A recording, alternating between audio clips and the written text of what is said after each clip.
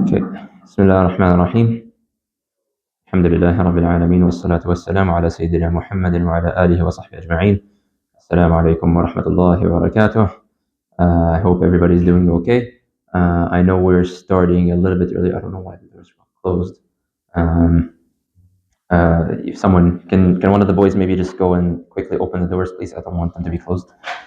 But yeah, as you can see, we're starting a little bit earlier than usual because now even more than ever, we are very tight on time because we have Asr Iqama taking place in 15 more minutes. So we're literally going to do the review questions and then we're going to pause, come back downstairs again after the Salah, then we'll begin the Aqeedah section. And also there is, of course, Maghrib prayer also taking place at like 4:55 or something. So we're very tight on time. So alhamdulillah. Either way, we'll just get started right into this. So we'll continue in the schedule until we figure out really how to come out of this time crunch and how to deal with it. We ask Allah to grant us the barakah in our time. So we'll just quickly cover the review questions before we go upstairs for Salah. So how does believing in Tawheed al-Rububiyyah impact our lives? Somebody please. Anything? Come on. Nobody knows anything. Nobody knows what is Tawheed al-Rububiyyah and why is it important? Yeah? Okay, so that's, I guess, one kind of high-level reason, yes?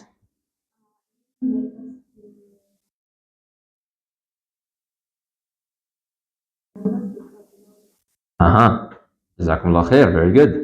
So we mentioned several things, okay?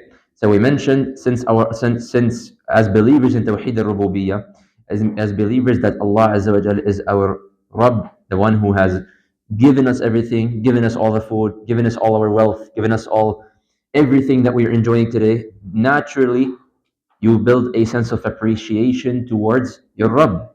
And as a result, that brings you closer. And in addition, we mentioned that since now you believe in your Rabb, as a believer in Tawheed al-Rububiyyah, you believe that the Rabb has full authority and control over all the matters of the universe. Therefore, the situation, whatever you are currently stressed out about, whatever is currently making you sad and making you upset, Allah Azza wa Jal is able to take care of that for you if you put your trust in Him. And therefore, a true, sincere believer in Tawheed al-Rububiyyah would not feel any fear or any stress. And we also mentioned that given the knowledge that Allah Azza wa Jalla is in complete control, that will also now make us afraid and worried about angering Allah Azza wa Jalla and making and sinning and committing sins, because we know that Allah is as-Sami' and al-Basir. Even if I am hiding in the darkness of my room, in the darkness of my, doors are locked, whatever, I'm hiding in secret from everybody, Allah Azza wa Jal is right there. He's looking at me. He is listening to what I am doing. And therefore, it builds that sense of fear that I do not want to anger Allah Azza wa Jal. And in case I do end up committing sins, which, as I mentioned, all of us do, then at the very least, it would push me to rush and seek forgiveness from Allah Azza wa Jal. Is it enough to affirm Tawheed al-Rububiyyah in order to become a Muslim? Why or why not? Yes.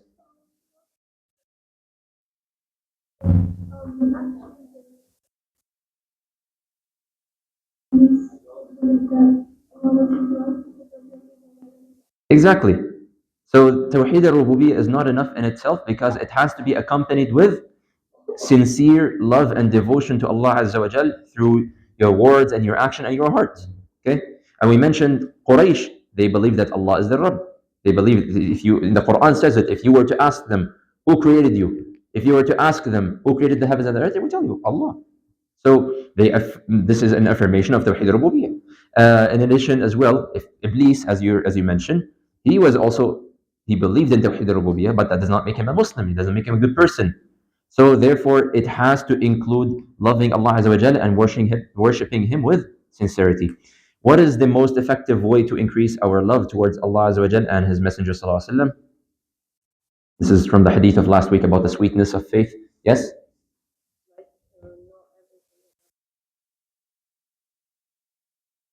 Jazakallah khair. Very good. So, naturally speaking, the best way for me to build love towards anything and anyone, honestly, whether I'm talking about building love towards Allah Azza wa Jal or Prophet Muhammad Sallallahu Alaihi Wasallam or even any of your friends, the best way to do this is to increase your knowledge about them.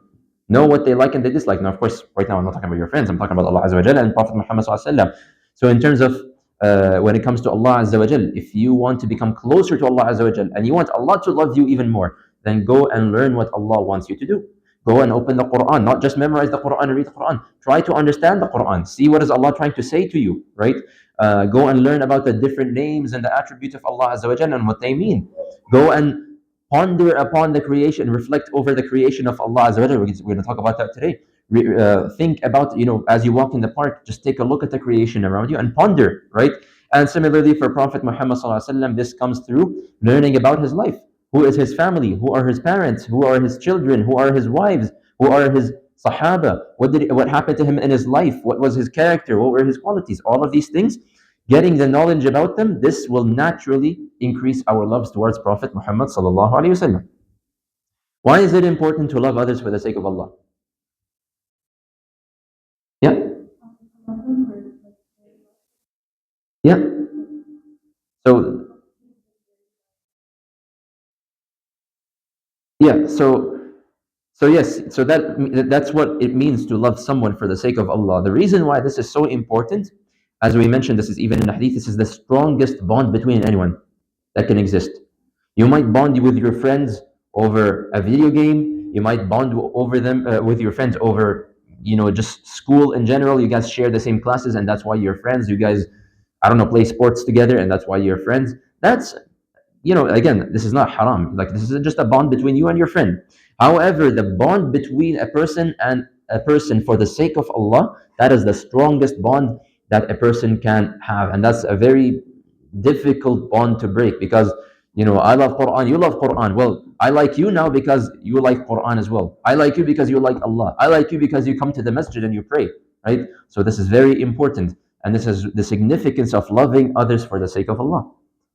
We did a review of the fiqh last week as well, or not, well, we did the review 2 weeks before, and then last week we did the review session as well. What types of vessels are prohibited for Muslims when it comes, of course, to eating and drinking? Yes, Samiha. Gold and silver. Any vessels made from gold and silver. This includes like plates, containers, utensils, forks, knives, whatnot, right? Name 3 of the Sunan al-Fitra. These should all be really easy questions for us that we should, inshallah, all be able to answer at this point. Anyone else who didn't answer, want to give it a try? Yes?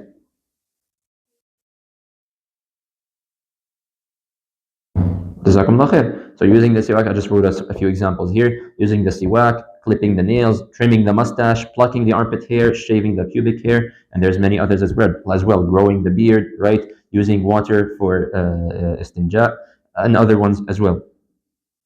What was discussed in the meeting between Allah Azza wa Jal and His Prophet Sallallahu Alaihi Wasallam? Same people. Yes. So we don't have details, right? We don't really know what exactly went between them. However, what we do know, and this is just kind of an added details, that he did receive at some point up there in the heavens, he received 3 things. So we mentioned he received the 50 daily prayers, which then later got reduced to the 5. Why are they closing the doors? Can someone please, please just go and open the doors if you don't mind. Jazakumullah khair.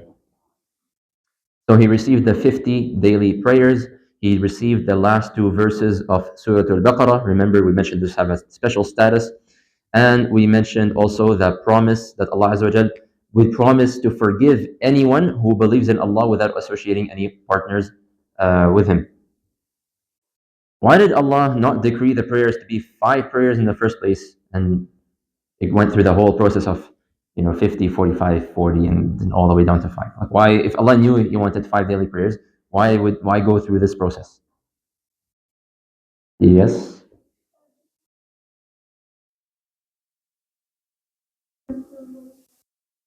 Very good. So that's one of the reasons that Allah Azza wa Jal, He wants to show you how merciful He is towards us. That had Allah wanted, He could have kept it as 50 daily prayers. But Allah does not want hardship for us. Allah knows how difficult life would become, and literally impossible our life would become if we had to pray 50 daily prayers. Imagine every 30 minutes you have to go and make iqama, adhan and iqama, make wudu, and then Go and pray. How are you going to go to school? How are you going to sleep? How are you going to do anything in your life? You're going to basically be praying your whole life. But Allah wants ease for you, so He narrowed it down to 5 daily prayers. And of course, on this point, this also shows you the bar that Allah Azza wa Jal is setting. That yes, it got reduced down to 5 prayers, but the expectation is that you have been created to worship Allah. The expectation is that you're not, even though yes, there are only 5 prayers, the expectation is that your main reason is to spend your whole life worshiping Allah Azza wa Jal. You don't have to worship to do 50 prayers, but then if you do all of your sunnahs and prayer, duha prayer and qiyam prayers and all of these things, that's a lot of prayers. And that's what's expected of a pious and righteous Muslim. But Allah Azza wa Jal showed you the lowest bar, and that is 5 daily prayers. With that said, I will be pausing here.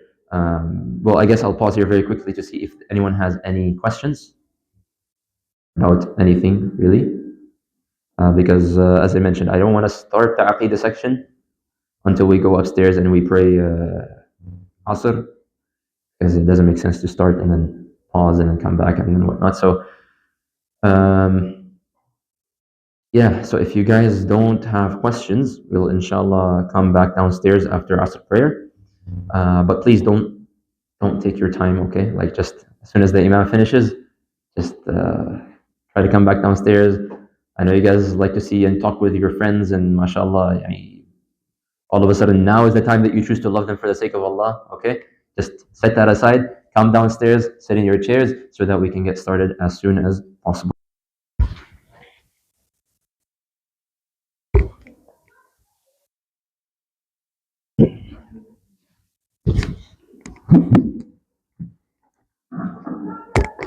بسم الله الرحمن الرحيم الحمد لله رب العالمين والصلاة والسلام على سيدنا محمد وعلى آله وصحبه أجمعين. السلام عليكم ورحمة الله وبركاته again.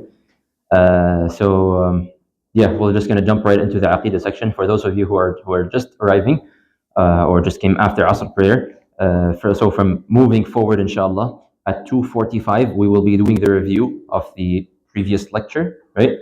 And then after the Salah immediately, we'll just go straight into the Aqeedah section. Okay, so I recommend you show up at 2:45 without any delay so that you don't lose anything from the lecture. And of course, we are a little bit constrained on time due to the prayers. So there's the Asr prayer right now that just took place, took some of our time. And there's the Maghrib prayer that's also going to take place at like 4:55 or something, and it's going to continue, taking a bit of our lecture time. So it is what it is. We ask Allah to grant us the barakah in our time. So let's jump right into the Aqeedah section. So last week, 2 weeks ago, we spoke about Tawheed al-Rububiyyah, and we spoke about what is Tawheed al-Rububiyyah. We broke it down, right? And we gave examples, and we talked about the importance of Tawheed al-Rububiyyah in our lives and the impact that it has, right? Bringing us closer to Allah, freeing us from any stress, that kind of stuff. Today we're going to be talking about an interesting topic. You see, Prophet Ibrahim alayhi salam, this is in the Quran. He said, Rabbi arini kayfa tuhyi al-mawta. Oh my Rabb, look how also the prophets use the word Rabb. Oh my Rabb, show me how you resurrect the dead. Allah Azza wa Jal asks Ibrahim alayhi salam, awalam tu'min? Aren't you a believer? Like, why are you asking this question? Aren't you a believer? And so Ibrahim says, I am a believer. Bala, walakin liyatma'inna qalbi. I am a believer. So this is not just me asking for proof so that I can become a believer. I am already a believer, but I want to see this miracle so that I can be kept firm. Okay? So this is Ibrahim alayhi salam asking Allah this kind of question so that he can be kept firm. So therefore, today we're going to be discussing some of the evidences of the existence of Allah. Not because we don't believe in Allah. We're, alhamdulillah, all of us here, we're Muslims, we are believers in Allah Azza wa Jal. However, we want to be kept firm. This is only going to benefit us in terms of increasing our iman. So what are some of the things that we can use as evidences of the existence of Allah? Of the biggest evidences of the existence of the Creator is something that we actually discussed once in the past, and that is the human fitrah.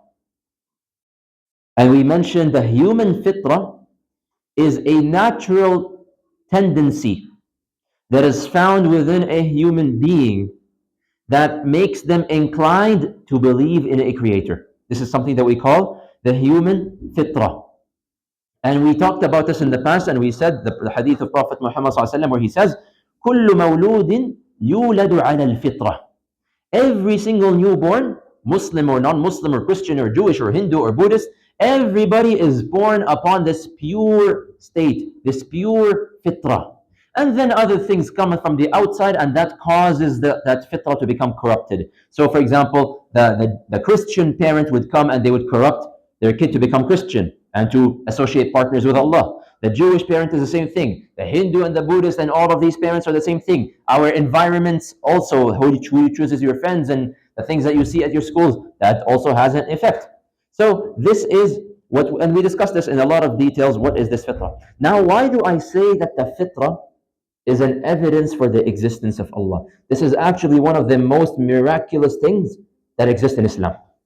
It's something amazing to understand. You see, someone might be asking themselves, how do I know that Islam is the true religion? Like, there are so many different faiths and religions in the world. If I put on Google how many religions there are, I'm going to get thousands of religions in the world. Literally. So someone might have this understanding, I need to go, in order for me to really, really know that Islam is true, I have to go and read the Bible. And I have to go and read the Torah. And I have to go and read the Hindu scriptures. And I have to go and read the Buddhist scriptures. And I have to go and study all of these religions first. And then I'll know for sure that Islam is true. So my answer to this, do you think I have time to go and study thousands of books of religion? That's going to take you literally hundreds of years. You're going to die before you finish reading all of these books. Do you think Allah Azza wa Jal created you so that you have to go and study? Imagine how miserable of a life you're going to have to live. If the answer was something you had to go and study in a book and research thousands of books until you realize, oh, okay, Islam is the true religion. So what's interesting here, Allah created a mechanism, a solution to this problem, where Allah Azza wa Jal is telling you, don't search externally. Rather, look internally. Allah has already pre-installed something in you, something that makes you capable of understanding and finding the truth. It's like a moral compass inside of you. It's right. It's like a Google Maps inside of you. It tells you where to go. It tells you what you're doing is right or wrong. And that's what we mentioned this before. This is why when you do something good, you feel happy, you feel good, you feel a sense of peace and relaxation. But when you know that you're doing something wrong, you feel bad, you feel uncomfortable. You're like, I know that I'm doing something wrong, and there's something that's tugging inside of you and it's making you feel guilty. This, in a nutshell, is what the fitrah is. And I explained it once before, but I'll just recap again, just for the sake of our understanding. I mentioned the example of the fitrah is very, very simple to understand. Okay? And I mentioned before, imagine you go to the store and you buy the latest iPhone, mashallah, Allahumma barak. You're so rich and bougie, mashallah, you have enough to buy the new iPhone, okay? So you bought the latest iPhone. It's brand new. Nobody has ever touched this iPhone before you. Yet, you switch on this iPhone for the first time ever. Nobody has ever switched on this iPhone before. Something is already installed inside this iPhone. There is the Apple Store, there's Siri, there is, a default ringtone, there's a bunch of different settings that I find in the phone, right? Did I go and touch the phone? Did anyone go in and play with the phone and manually, secretly go, as you were sleeping at night, just come in and turn it on and install all of these things and then turn it back off and then put it back in the box? No, it was pre-installed before anyone even used it. So, the example of the fitrah is very similar to this, where everyone, from the moment your soul entered your body, you had this inclination. And this is the miracle here. You already had the inclination to worship Allah Azza wa Jal before you even began talking. Before you can even process what is Islam, what is Christianity, what is Judaism. You already had this inclination, I need to worship Allah Azza wa Jal. And there are so many proofs of this, and also this is found in the Quran. Allah Azza wa Jal says, فطرة الله التي فطر الناس عليها. Stick to the fitrah which Allah Azza wa Jal has created all people upon. لا تبديل لخلق الله. There should be no change in the creation of Allah, and that's a very interesting statement. لا تبديل. Why would Allah say there should be no change? Why? Because you are already upon something that brings you to Allah Azza wa Jal. Your original state of creation is enough to let you discover Allah Azza wa Jal. So hypothetically speaking, if all of us, were born and then we were completely isolated from the world, okay? We were just put and locked in a room, okay, for the rest of your lives. You were thrown inside of a room and you were locked in, okay? And you had zero interactions with the outside world. You had zero interactions with your parents. You had zero interactions with people. The only thing was provided to you is food and drink. If you were left in that state, you would be able to discover Allah Azza wa Jal. Because that's your inclination. If the fitrah is kept pure, you will always find your creator. Now, as for who is my creator and how do I get to him and what does he want from me, you need Islam to know this.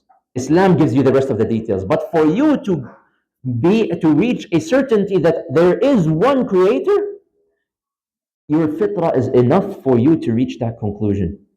And one of the amazing facts as well, and this is something we also mentioned in the past, Allah Azza wa Jal mentions it several times in the Quran. فَإِذَا رَكِبُوا فِي الْفُلْكِ دَعَوُا اللَّهَ مُخْلِصِينَ لَهُ الدِّينَ وَإِذَا مَسَّكُمُ الضُّرُّ فِي الْبَحْرِ ضَلَّ مَنْ تَدْعُونَ إِلَّا إِيَّاهُ. When these people, Allah is referencing the Quraysh, when these people who refuse and they deny Allah Azza wa Jal all the time, whenever you tell them that Allah is the one creator and there is no partners with him, they refuse to accept that. Yet put them in the ocean, put them on a ship, put them in the middle of a sea of a raging storm. Their sea is raging and they might drown and they might lose their lives. What's going to happen to them now? What's going to happen to that one atheist who tells you, oh, God doesn't exist, I don't see him, how can I believe in a God? There's no proof. Where's your proof? This person who 5 minutes ago he was challenging God and he's saying God doesn't exist, well, as soon as the ship starts sinking, what is he going to do? Please God, please save me, save my life, please God. Oof. Subhanallah, what happened to you, akhi? Oh, 5 minutes ago you were saying no God, no God, no God, and you were feeling so smug and arrogant about yourself. What happened to you now, mashallah? Now you're going back, now you're calling out to Allah. دَعَوُا اللَّهَ مُخْلِصِينَ لَهُ الدِّينَ. Now they start reaching out to Allah with sincerity. What's causing them to reach out to Allah in sincerity? What's asking them to so desperately call out to a God to come and save them? That is the fitrah, which they have corrupted, but it's buried deep within them. That is the human fitrah. This is one of the greatest evidences of the existence of Allah. It's one of the miracles of Islam, subhanAllah. It's amazing mechanism that Allah has installed within us that allows us to discover who is our creator. Of the evidences as well is actually our own reason and logic and common sense. A person can actually reach the conclusion that there is Allah, that Allah exists, using their own reason and their own common sense. And subhanAllah, there's many stories narrated by righteous people. They're not a hadith, okay? And some of them, they don't even have chains of narration, so Allahu A'lam if they actually took place or not, but they're very famous stories. And they're usually told amongst the people just to kind of prove a point, okay? To prove an argument, to just kind of get your brains thinking. So it's found in one of the texts that a Bedouin is a person who lives in the desert, okay? Those people who live in the desert, they still exist to this day. Some people who just lived in the middle of nowhere, they just live with a tent and they have like a camel and they just literally just live in a tent and like they don't really live in a city. And generally speaking, they don't to be intellectual people. They don't tend to be very intelligent people. They tend to be very simplistic. Okay, they have very rough kind of manners. Okay, and they just have a very simple life. Just khalas, taking care of my cow and my goat and my camel, and just providing for my family and living my day-to-day life. So they're very, very simple people.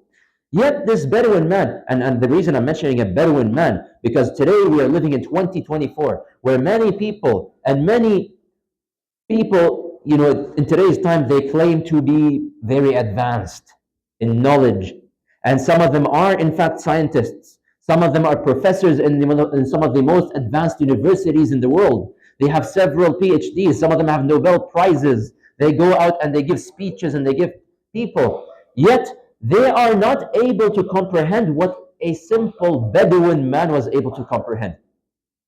SubhanAllah.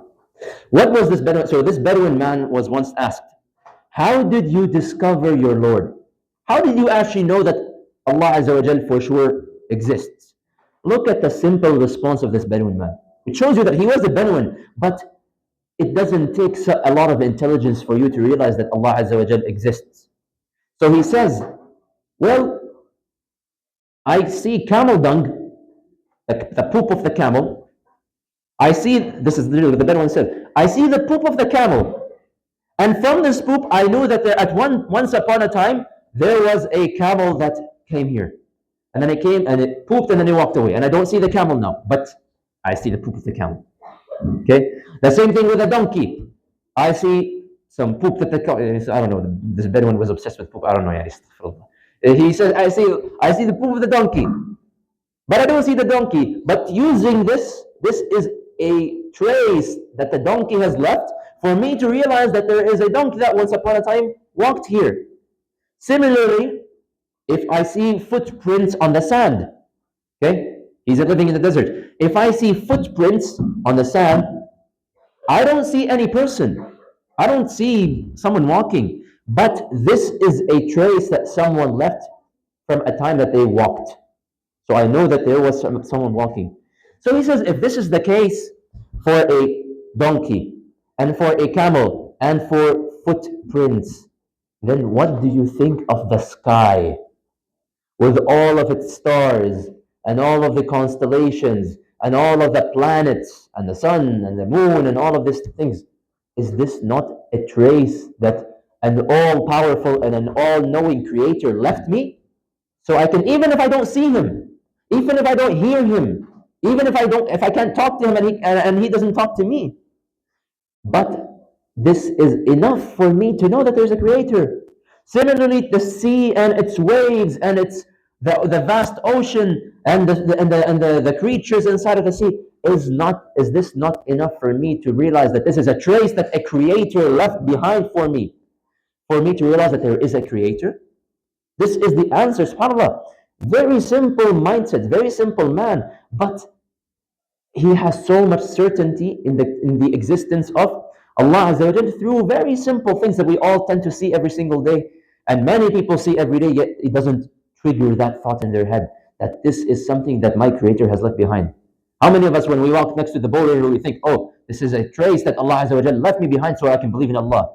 When I see the trees in my backyard, when I see the bushes and the different colors of the fall and the trees and red leaves and yellow leaves and green leaves and whatnot, how many of us actually trigger that thought that this is something that Allah Azza wa Jal left for me as a sign that Allah Azza wa Jal created this? And Imam al-Shafi'i, rahimahullah, he says something very similar as well. Imam Shafi'i is a very well-known big scholar. And he says, commenting again, when someone was asking him basically about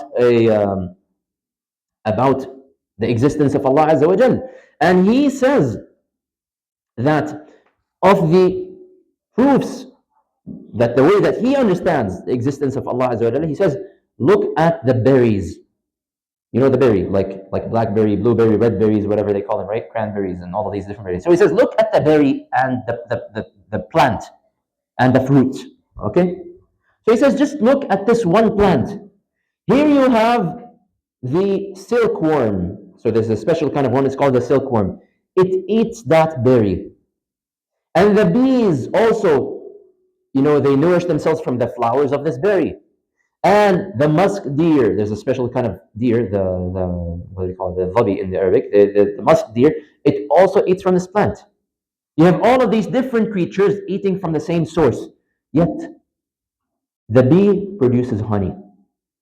And the musk deer produces musk, which is like something like a kind of substance to produce perfume. And the silkworm produces silk. So if we were to use simple logic and reasoning, If everything is from the same source, they should produce the same product, shouldn't they? Yet, subhanallah, all of these creatures, they produce different things that are used for different purposes. And this can only come from the design of a creator who is all knowing and all powerful, who is able to perfect his creation to such an extent. This is one argument that the Imam al-Shafi'i gives. There's actually another argument, also a very, very famous story. We might have heard this one before. And it's linked to Abu Hanifa, rahimahullah, which is also one of the big and great scholars. But Allahu A'lam, again, the chain of narrations, there is no chain of narrations here. And that is that one time, the story is told, it's a very famous story. It was told to me when I was a kid a lot of times, that Abu Hanifa, one time, and Abu Hanifa was a very big scholar and very knowledgeable person. One time a person visited the town of Abu Hanifa, an atheist. And he's saying, someone prove to me that Allah exists. And so they call Abu Hanifa and they said, that's your job. So they basically make an appointment. Let's meet tonight in front of everyone, in front of all the people. And we're going to debate in front of each other. We're going to talk to each other in front of all of the people about whether Allah Azza wa Jal exists or not. So they make an appointment.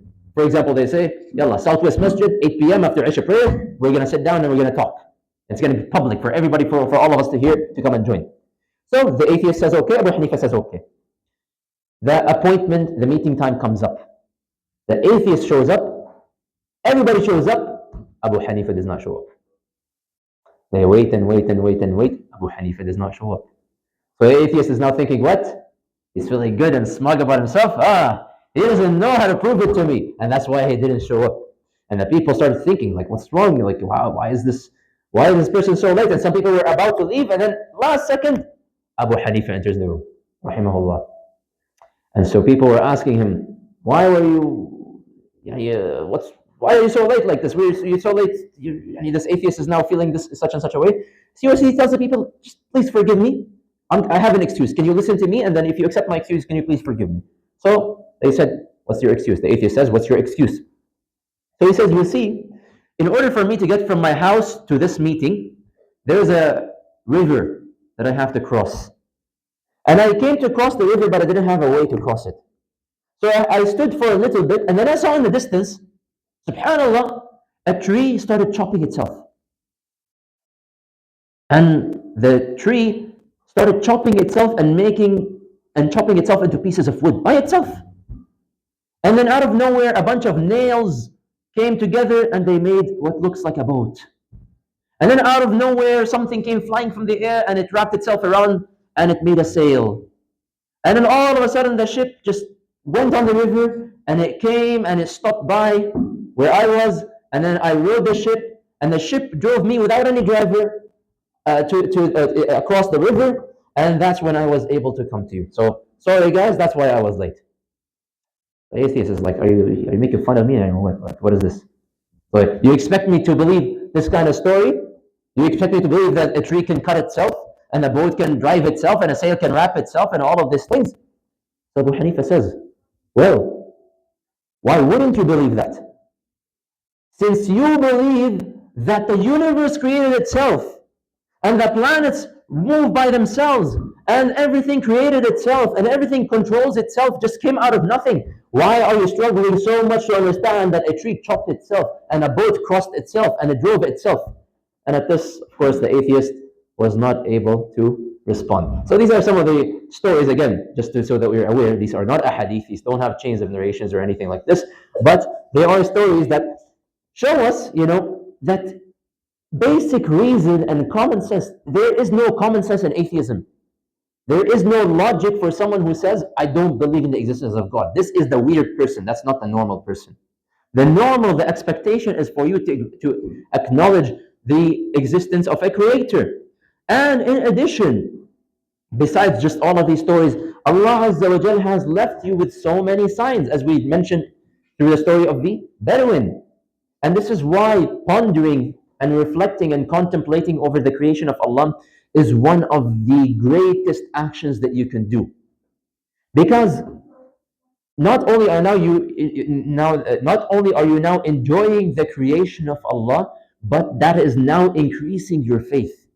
When you get to look at the tree and you get to see the design of the tree and how many branches it has and how many mini branches it has and how the leaves and the structure of the leaves, and then you guys study it in your schools, the structure of the leaf and all the cells and how they look and how they're structured and whatnot. Does that not ring a bell inside our heads to say that subhanallah, the one who designed something like this so perfectly? And this is why you will find so many times in the Quran signs Allah Azza wa Jalla is reminding you أَلَمْ نَجْعَلِ الْأَرْضَ مِهَادًا وَالْجِبَالَ أَوْتَادًا وَخَلَقْنَاكُمْ أَزْوَاجًا وَجَعَلْنَا نَوْمَكُمْ سُبَاتًا. Allah is reminding you, haven't you seen all of these signs? What's causing you to disbelieve? What's causing you to not believe that Allah Azza wa Jalla exists and can resurrect you and there will be a day of judgment? And Allah Azza wa Jalla also says, وَمِنَ الْجِبَالِ جُدَدٌ بِيضٌ وَحُمْرٌ مُخْتَلِفًا أَلْوَانُهُ وَالْغَرَابِيبُ سُودٌ. Do they not look at the mountains?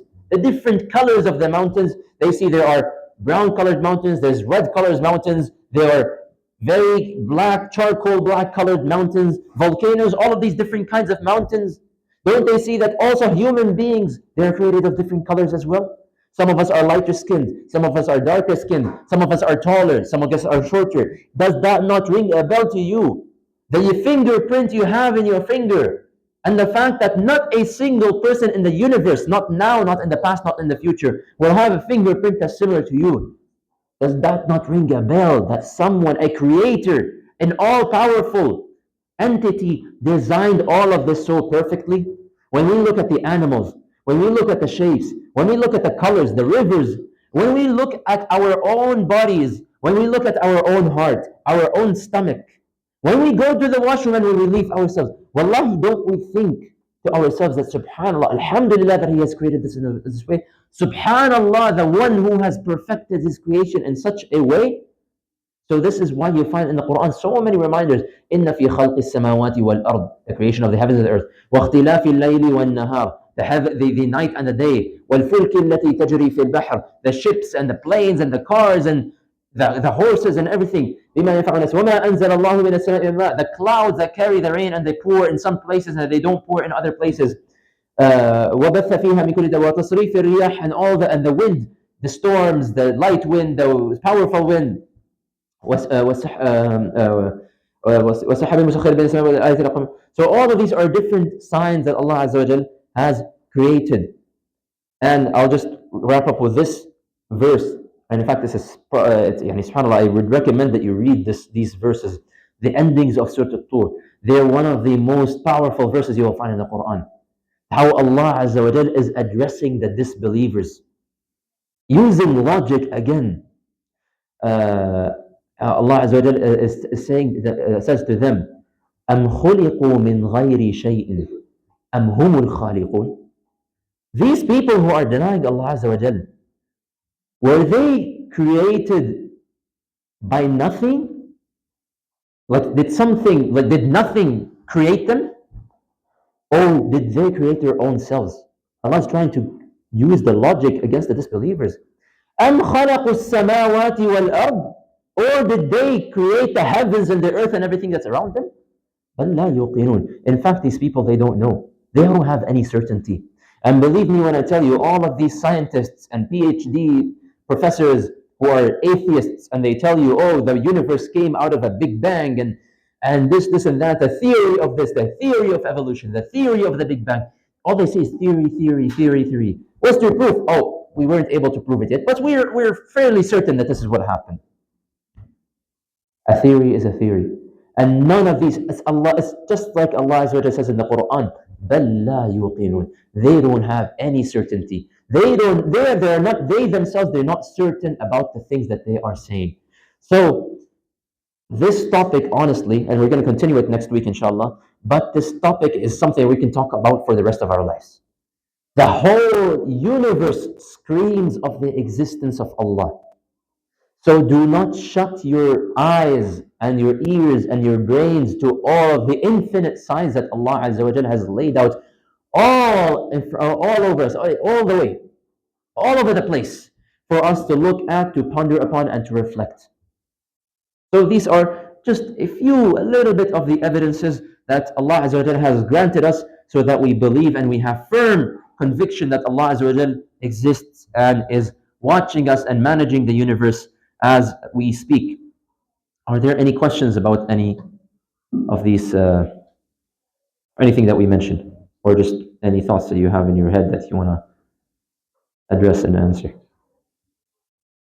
No? Inshallah, everything is clear? Okay. So, in that case, we'll move on to the hadith. The hadith that I shared with you a couple of weeks back. عن أم المؤمنين أم عبد الله عائشة رضي الله عنها. So the hadith is being narrated by Aisha رضي الله عنها. She says, قال رسول الله صلى الله عليه وسلم من أحدث في أمرنا هذا ما ليس منه فهو رد. The person who innovates something in this matter of ours, meaning this religion of ours, that is not a part of it, then it shall be rejected.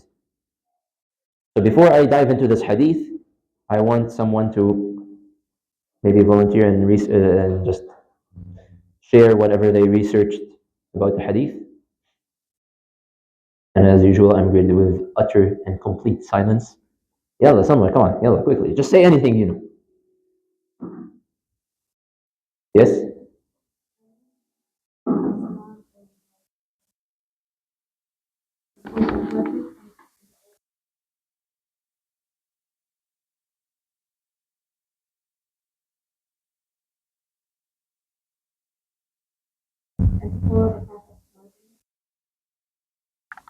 Jazakumullah khair. Very good. It's a very simple hadith, but it's also one of the fundamental hadith in our faith. This is why it's a very, very important hadith. It's very simple, and it's exactly as you said, and we'll discuss that a little bit further.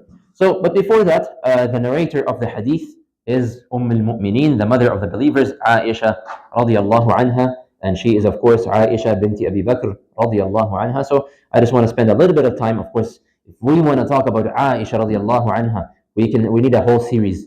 We need to pause the Islam 101 and we need to start a new series just about al-Mu'mineen Aisha radiallahu anha. But I'm going to summarize that inshallah in a few minutes because obviously we don't have time to talk about everything. But obviously Aisha binti Abi Bakr, she is the daughter of Abu Bakr as-Siddiq radiallahu anha, radiallahu anhuma. And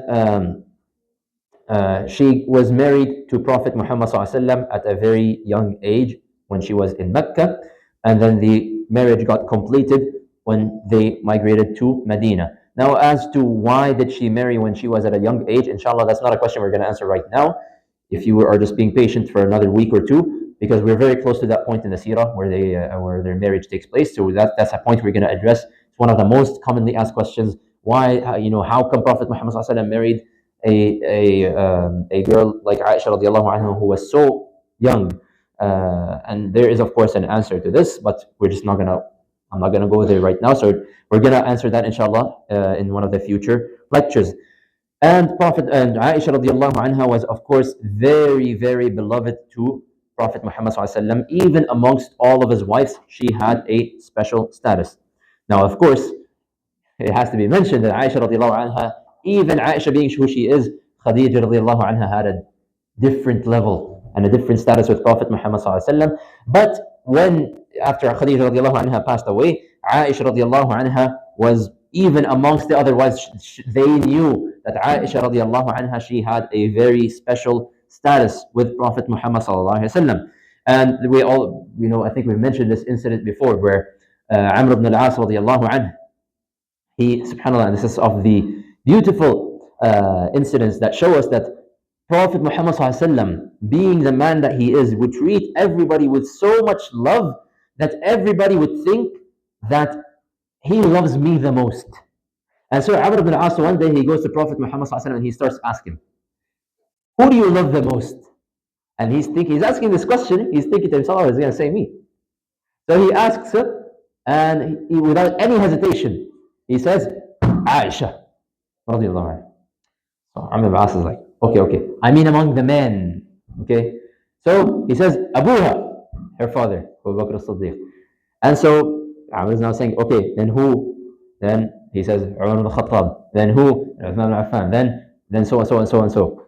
And he keeps mentioning name after name after name until his name is not even mentioned, until he stops asking, he gets the point. My name is not going to get mentioned. But the point is, who was on top of this list? Aisha radiallahu anha. And this is an indication that how much he loved and he valued her. Aisha, of course, there are so many incidents that I'm practically not going to mention any of them, because if I start, we're not going to stop. But Aisha radiallahu anha, she gave us many details about the private life of Prophet Muhammad sallallahu alaihi wasallam. Details about what he used to do inside his house, how he used to sit down, how he used to lay down, how he used to eat, how he used to speak to his wife, how did they resolve their conflicts together. Because how could anyone know these details?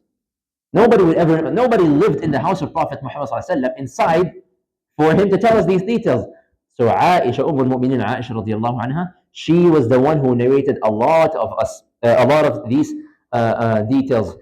How would he do his ghusl? How would he interact with his wife? How would he have romantic interactions with his wives? How would he stand up his qiyam? Even, subhanallah, she would even narrate the arguments that she had with Prophet Muhammad sallallahu alaihi wasallam.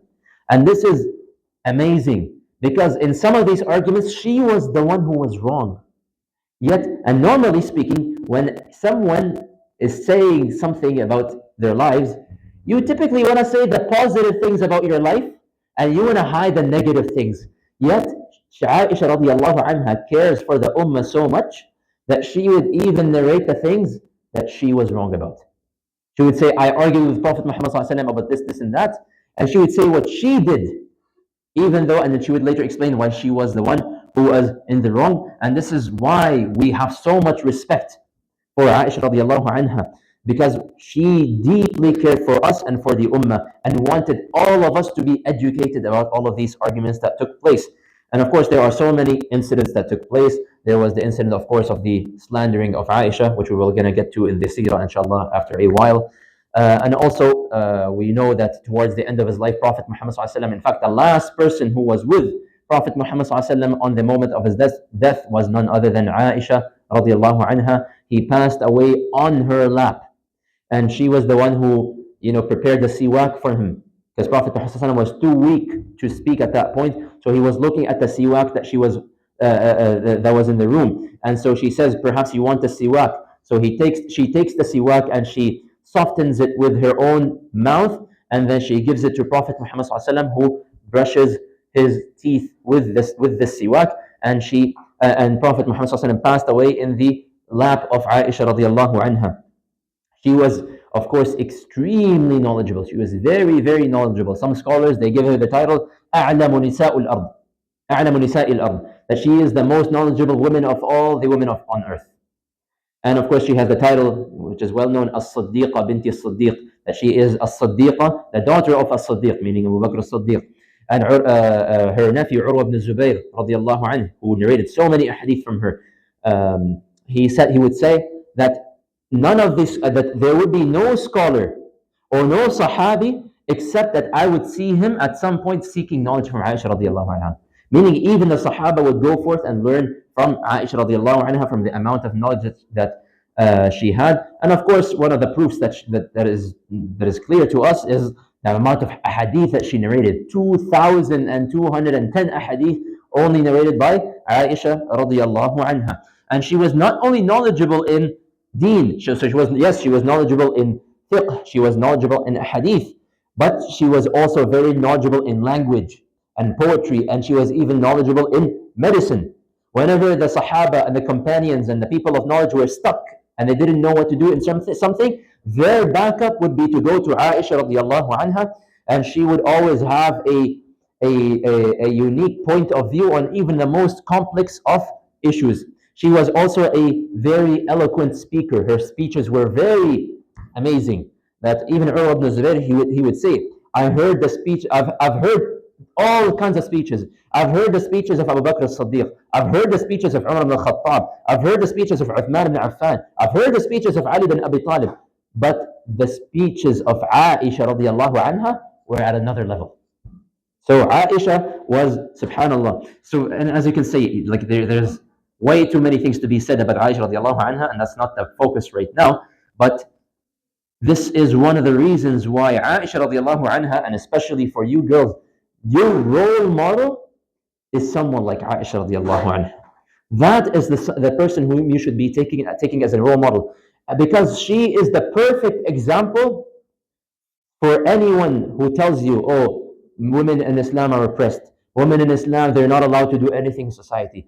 Aisha radiallahu anha is the perfect role model to show you a woman can have a role in society and can have knowledge and can have a role to play while still being a Muslim, while still covering up, while still being modest, while still having the adab of Islam. She can be a strong speaker, she can be a strong scholar, and she can be a good Muslimah as well.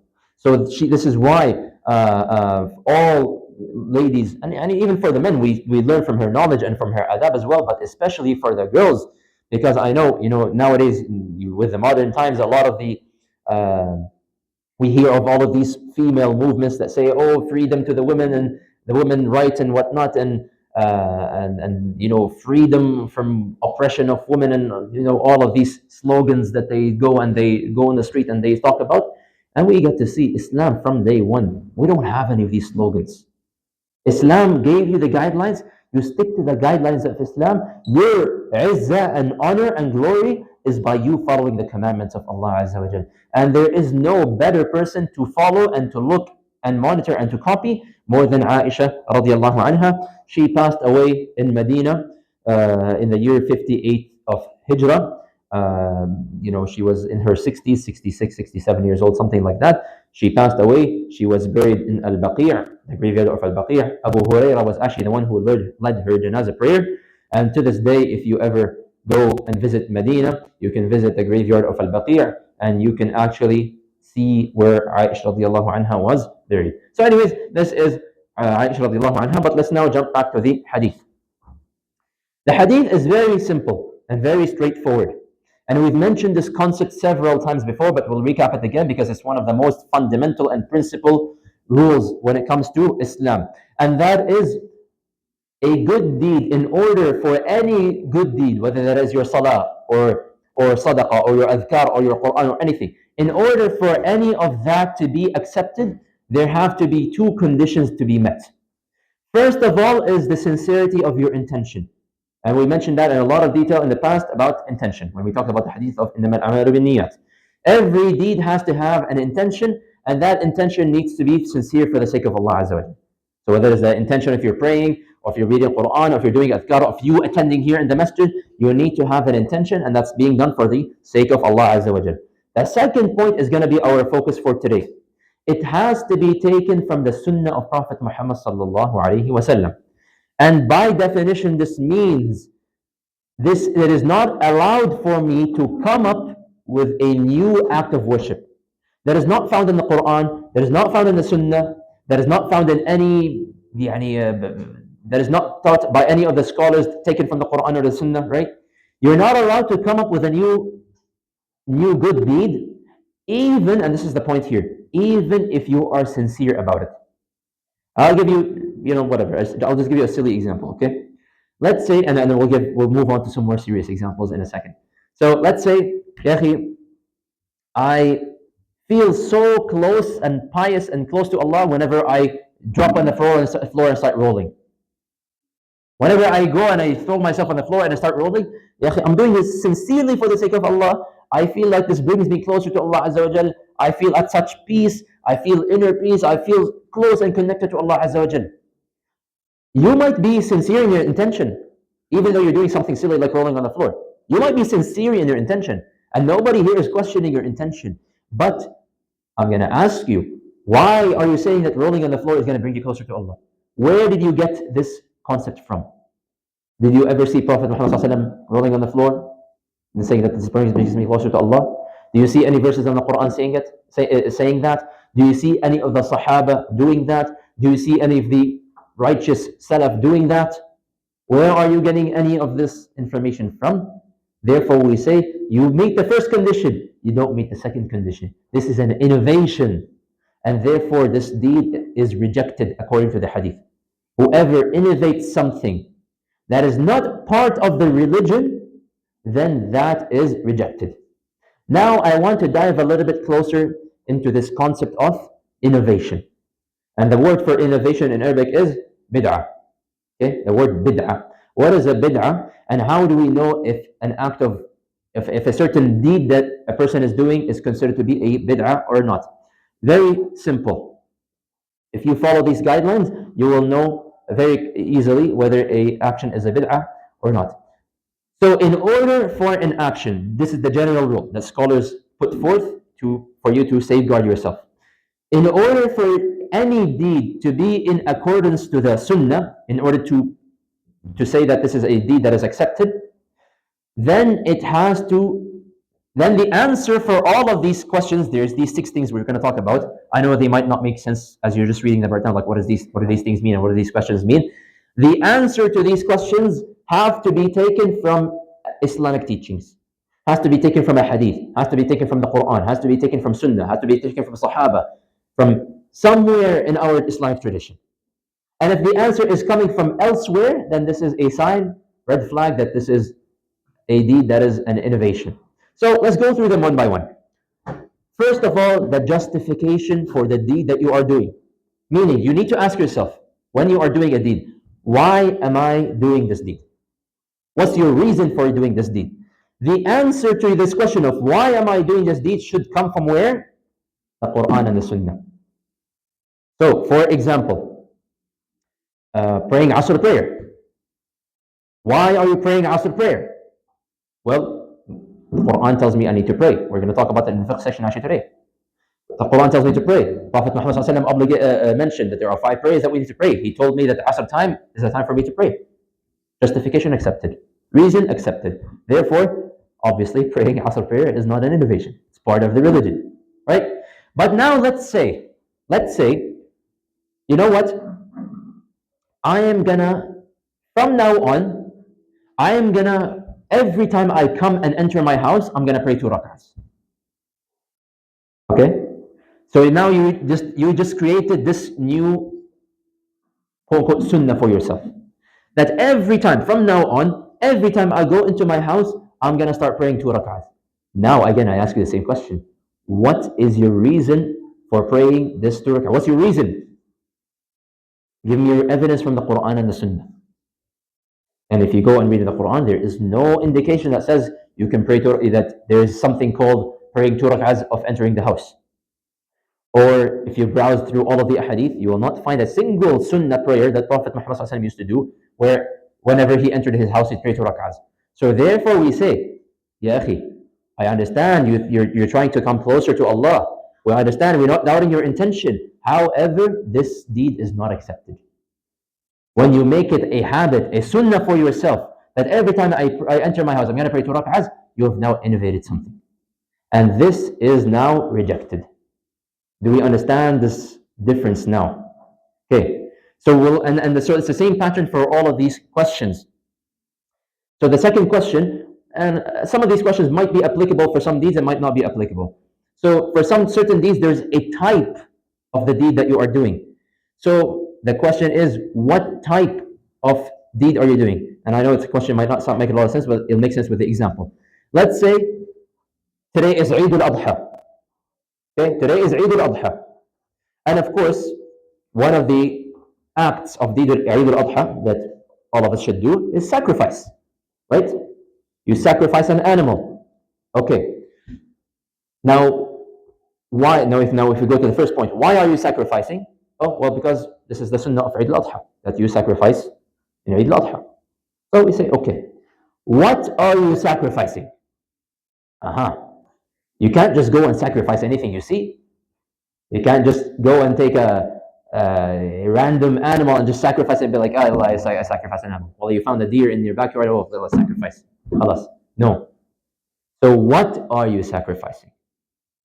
So the answer to what are you sacrificing must also come from the Quran and the Sunnah. So the Quran and the Sunnah, for example, in this example of Eid al-Adha, it tells us you are only allowed to sacrifice al-an'am, the cattle. So like the sheep, the goat, the cow, the camel, right? But if someone says, you know what, it's Eid al-Adha, I'm going to sacrifice a horse. Well, now I ask you, what are you sacrificing? Oh, a horse. Where are you getting that from? No answer? No not accepted. Do you understand? So this is another example of the conditions as well. Is when it comes to quantity, a number, you need to ask yourself, how many times am I doing such a thing? Am I doing a certain action? Is it taken from the Quran or Sunnah, or am I coming up with a certain number from my own head? So for example, if I were to ask you, and it's something we learned in wudu, right? What's the Sunnah of washing the majority of your body parts, right? 3, right? That's the Sunnah. So if I ask you, why are you washing your hands 3 times? Why are you rinsing your mouth 3 times? You say, look, here's the hadith. I'm taking it from the Sunnah of Prophet Muhammad sallallahu alaihi wasallam. He did it 3 times. So let's say now someone is like, you know what? I'm going to go above and beyond. I'm going to be so pious that I'm not going to just wash 3 times. I'm going to wash 5 times. So I ask you, this number 5, where did you get it from? Did you get it from the Quran or the Sunnah? If the answer is no, and in the case of wudu, the answer is no, we say to this person, you are innovating. This is not accepted. You have to follow the Sunnah and wash your body parts 3 times. Okay? The 4th point, the procedure. How are you doing a certain deed? What's your methodology of performing a certain deed? Are you taking it from the Quran and the Sunnah? And so for the example of this, for example, Salah. I'll just give a simple example. Salah. We all know here how to pray Salah, right? Which one comes first, ruku' or sujood? Ruku'. Okay. Is it allowed for me to now put sujood in front of ruku' and do sujood first and then do ruku'? It's not allowed. Because again, we ask a person who's doing such a thing, why are you switching up the order? Do you have evidence or proof from the Quran and the Sunnah that tells you that you can change the order? And in this case, the answer is no. Therefore, this prayer would be rejected. It's not accepted. Even though you might be reading the whole Surah Al-Baqarah in your prayer, even though you might be doing all of the other parts of prayer correctly, but you just now changed your prayer. This is not the prayer that Allah Azza wa Jalla taught Prophet Muhammad how to do. Therefore, this is rejected. The 5th point is the timing of you doing a certain deed. Why are you doing it at a specific time? Are you taking it from the Quran and the Sunnah? Or are you just specifying a certain time for no reason? So for example, again, obviously, the 5 daily prayers. There is an allocated prayer time for all of these prayers. So right now we all prayed Asr prayer, right? We all just prayed Asr. So why did you pray Asr at 3 p.m.? Well, because according to the description of the Asr time that Prophet Muhammad gave me, I am now praying Asr in Asr time. So I'm praying the prayer on its time, right? Make sense? Okay. What if someone waits until the sun sets and then they decide when they want to pray Asr? So I ask them then, why are you praying Asr prayer, after the sun set? And if they tell me, no, it's okay, I ask them, what's your evidence?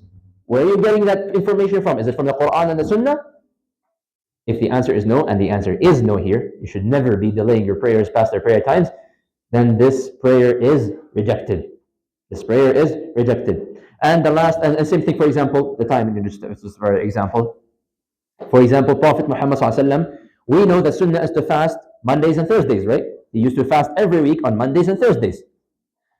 Let's say someone wants to start fasting every week.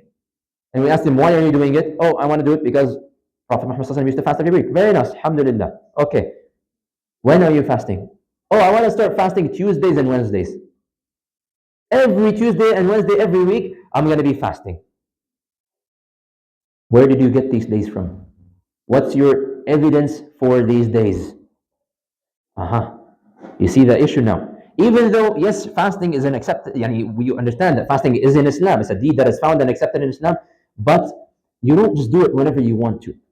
There is a reason. There has to be a reason for the timing in which you do it from the Quran and the Sunnah. Make sense? And the last point as well, the location. The location in which you do a certain deed. And again, some of these points might be applicable for all these, and some of them may not be applicable. The example, for example, I'll give here is i'tikaf. You guys know what is i'tikaf? So in Ramadan, during the last 10 nights, Prophet Muhammad ﷺ, he used to stay in the masjid.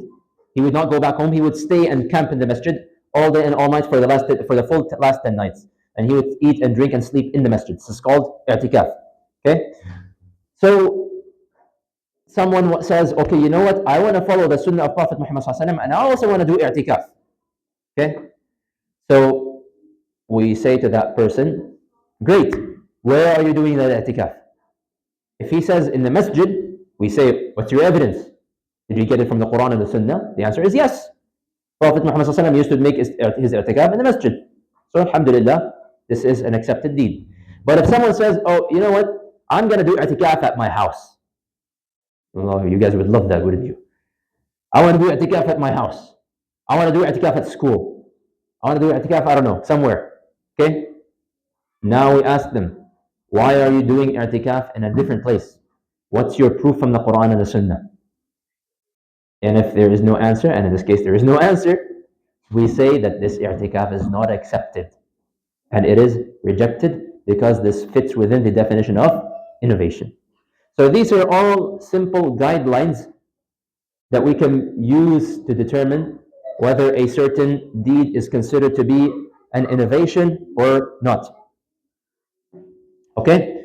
So the hadith that we'll share with you next week, I'll just share it in the group chat. If you are not in the group chat, make sure you come to us after the class is finished, and then we'll add you to the group chat, inshallah, so that you receive the hadith, so that you may participate in the challenges. But before I move on, are there any questions? Yes.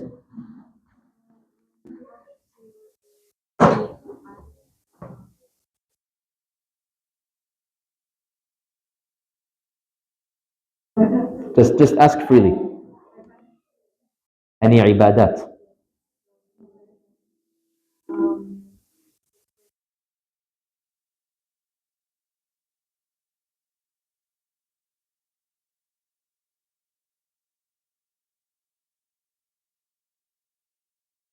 Ideally, no.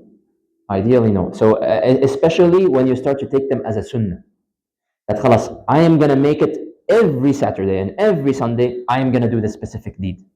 Okay?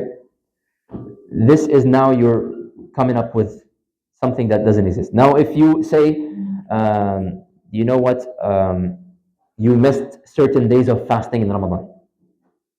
Now, when I ask you what's your reason for fasting, you have a reason why you're fasting. Okay?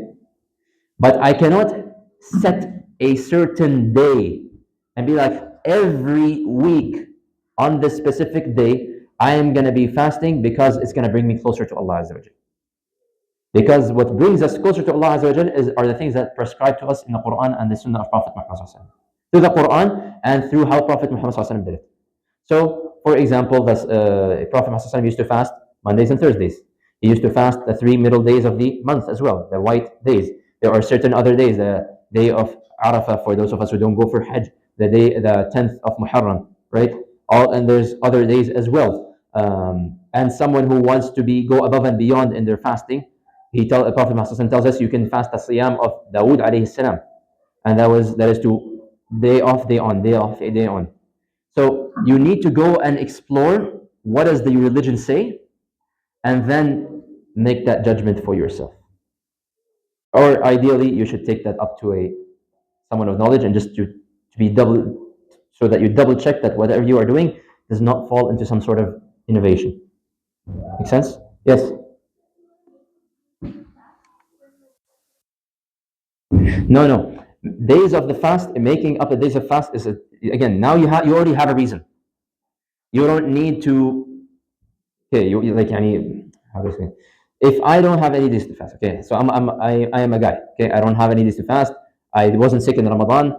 I just want to fast to please Allah, and so I can become closer to Allah. In that case, I have to do it in accordance to the Sunnah. I have to see, okay, Prophet Muhammad used to fast Mondays and Thursdays. I need to go and fast Mondays and Thursdays.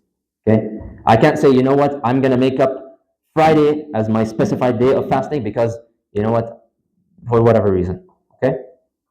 However, for you it is different. Let's say you missed, I don't know, 5 days of fasting in Ramadan because of a valid excuse, and you need to make them up. Well, make them up. And you don't have to wait for a specific kind of duration because you're not making it a sunnah. This is the key point here. You're establishing a certain act of worship as a sunnah for yourself. Making up days of fasting is only temporary, right? Okay, fast 5, 6 days, and khalas, that's it. Whether you do them on Saturday, Sunday, whether you do them right after each other, whether you do them through Mondays and Thursdays, whether that's fine, because khalas, after you finish them, that's it. It's over. But the issue is when you understand now. Every week I'm gonna do this sunnah for myself, where I do this act of worship because it's gonna bring me closer to Allah. Understand? Question? Yes.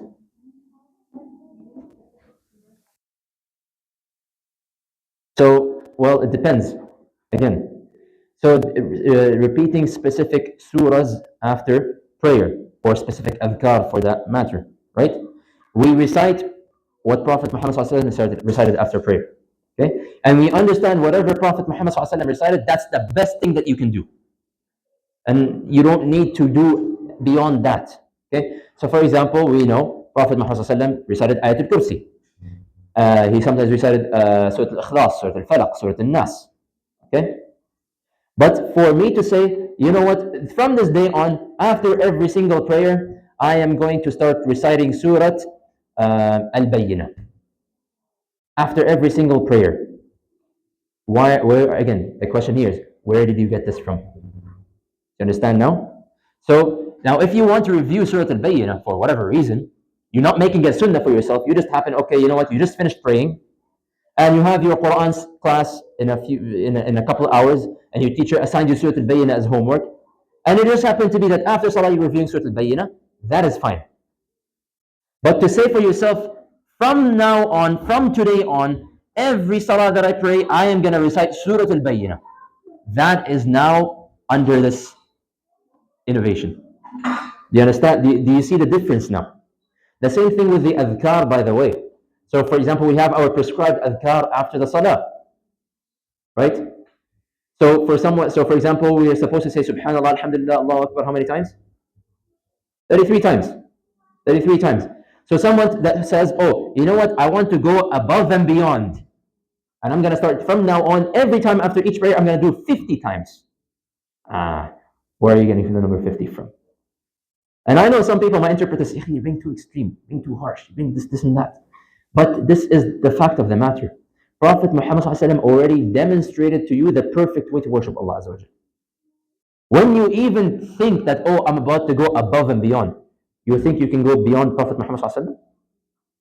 So since Prophet Muhammad did it 33 times, do it 33 times. Okay? Since Prophet Muhammad taught us to pray Maghrib prayer 3 rak'ahs, don't think that you're going to, again, you might think you're becoming more pious now. I'm going to add more rak'ahs. I'm going to make it 5 rak'ahs of Maghrib prayer. So we can't accept that. Even though prayer is a prescribed and an accepted act of worship, it brings us closer to Allah, it has many virtues. We're going to talk about prayer today. But I can't pray however I want. I need to pray according how Prophet Muhammad taught me to pray. When to pray, how to pray it, and the number and the quantity. You understand? Any other questions? Okay, we can discuss this after the class if you guys have more questions. I know this is always one that tends to get people overthinking a little bit, and they start to get, oh my God, that means this is not allowed, and that's not allowed, and this is bid'ah, and that's bid'ah, and that's bid'ah, and that's bid'ah, right? And this is unfortunately a spiral that many even of the scholars they fall into. They start saying, oh, that's bid'ah, this is bid'ah, that's bid'ah, this is bid'ah. Okay, so this is an issue. We need to understand there is a little bit of balance. Okay, it's not that everything is open and allowed for you to do, and at the same time, it's not that everything is a bid'ah. There has to be a little bit. It's in between. Okay, and you have to use what I just mentioned to you in the explanation of the hadith for you to determine. Okay, if you have questions, let's ask them later because I just need to move on. How is the human fitrah an evidence of the existence of Allah? Yes, Mike. Yes, Muhammad.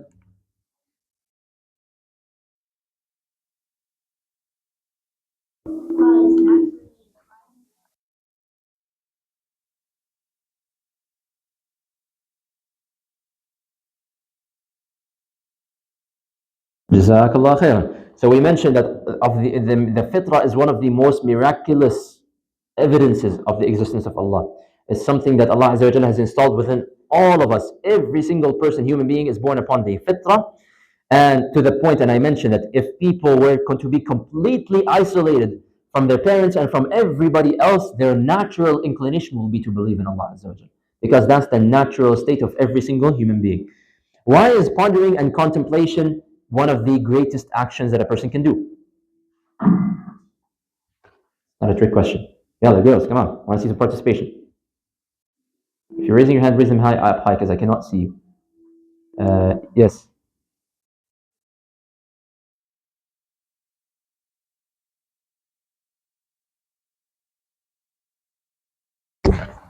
Exactly. When you ponder about the sky and the river and the trees and the creation of Allah Azza wa Jal, you are now going to understand and appreciate how amazing Allah Azza wa Jal is for being able to perfect everything to such a tiny amount of details, and that in return increases our faith in Allah Azza wa Jal. And contemplation is something you need to do at all times.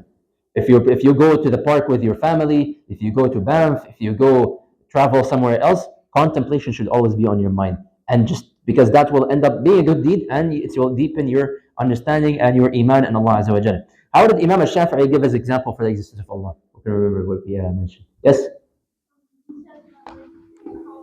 That was not Imam al-Shafi'i, but no, that's not Imam al-Shafi'i.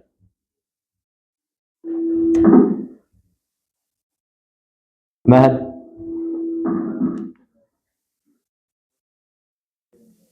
Very good. Very good. We mentioned Imam al-Shafi'i, one of his perspective on explaining the oneness of Allah, or just the existence of Allah Azza wa Jal, is saying, look at this berry. The silkworm eats from this berry.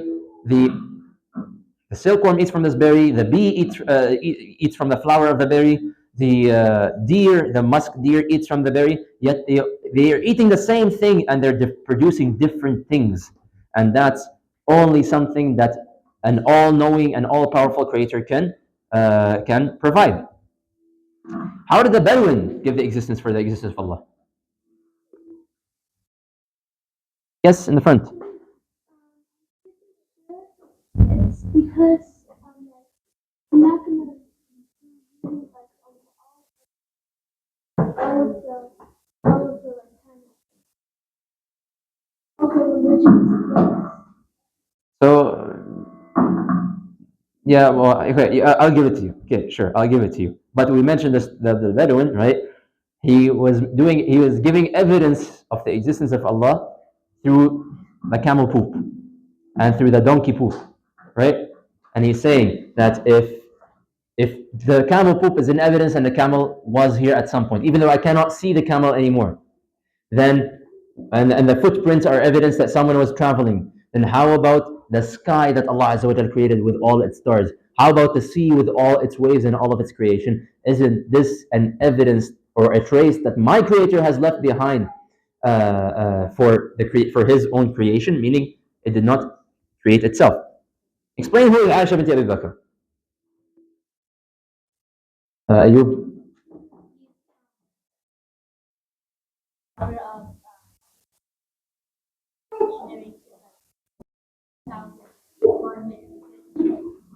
Okay.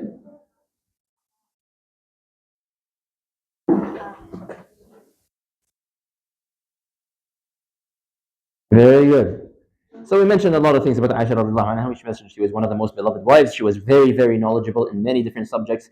She narrated over 2,000 hadith, 2,210 hadith, and she passed away in Medina in 58th Hijrah. There's more to mention, of course, but you get the point. What are the conditions for any good deeds to be accepted? Yes?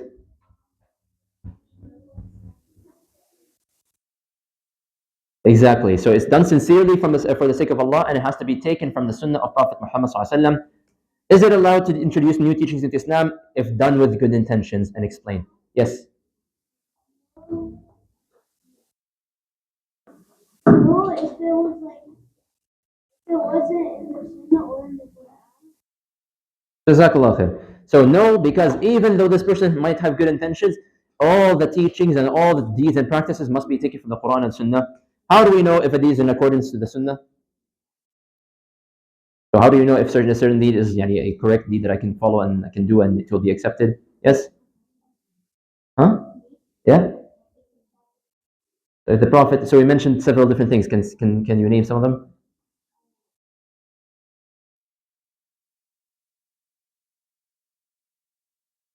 Very good. So as long as it is taken from the Sunnah, from the Quran and the Sunnah of Prophet Muhammad sallallahu alaihi wasallam in all of these different things, then this is a deed that I can do and it is accepted, inshallah, as long as I have the correct intention.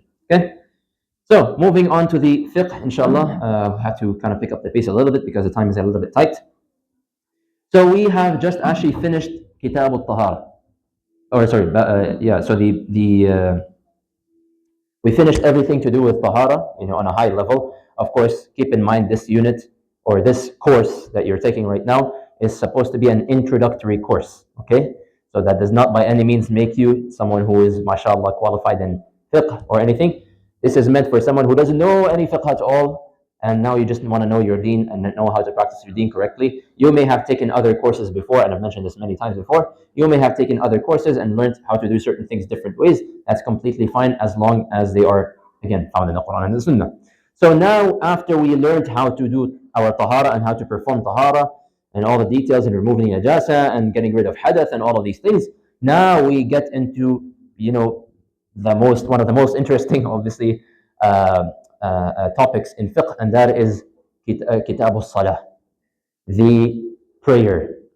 So now we're going to get into the rulings of prayer and how to perform prayer and all of these things. But as usual, we're going to begin it from zero and we're going to build it up. And the first question is, what is prayer in the first place? Well, as usual, we'll define it in the Arabic language and through Islam. In the Arabic language, the word salah actually means to supplicate. Okay? To supplicate or to make dua. Okay? To supplicate. Girls, please, this is not a place to chat. Girls in the middle, please, no chatting, please, okay? You're distracting others. So, salah refers to supplications. Because Allah Azza wa Jalla says in the Quran, in Surah At-Tawbah, خذ من أموالهم صدقة تطهرهم وتزكيهم بها وصل عليهم إن صلاتك سكن لهم. Do salah up for them because your salah is a second. What is the salah here? Salah is not salah. Salah here means the salah in the Arabic language means invoke Allah's blessings for them. Ask Allah to bless them, right?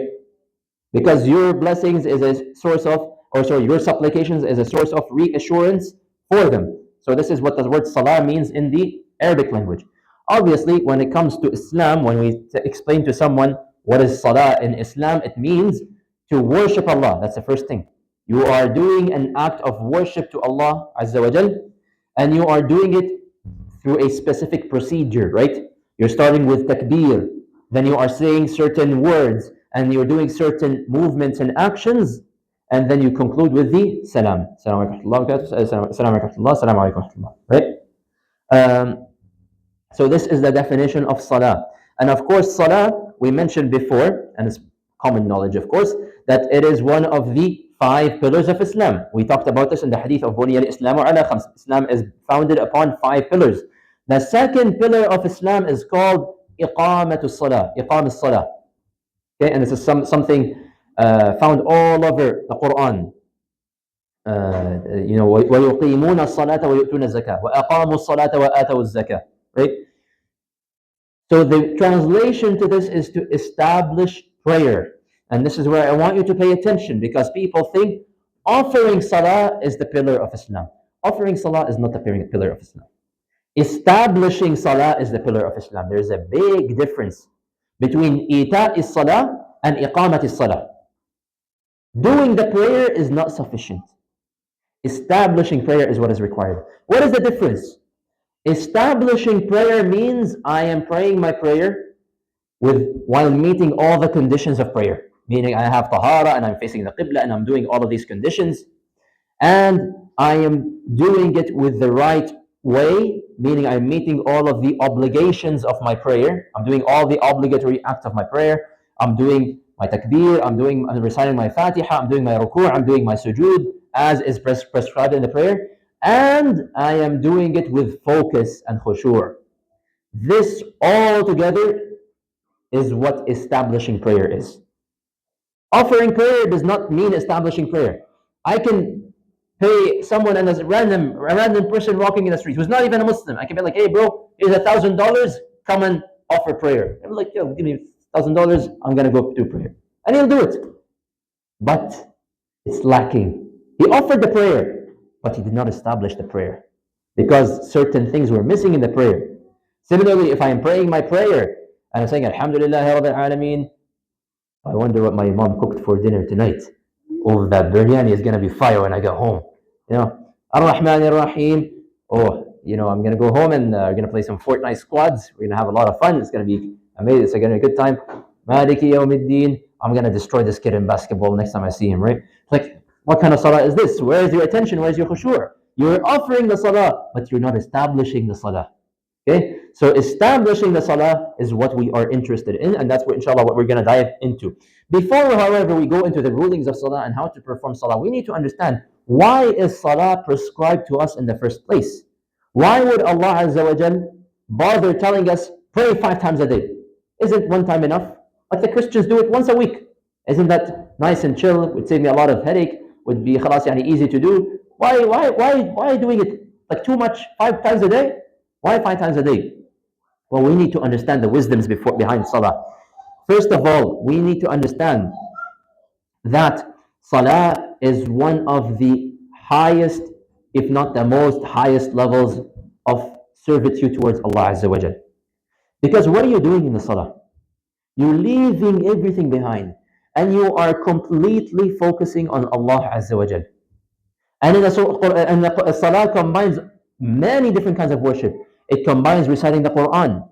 It combines glorifying Allah, doing adhkar, making dua, whether that is the dua that you say during Surah Al-Fatiha or that is the dua that you say towards the end of your prayer. And you are thanking Allah Azza wa Jalla. You're saying, Alhamdulillah Rabbil Alameen, right?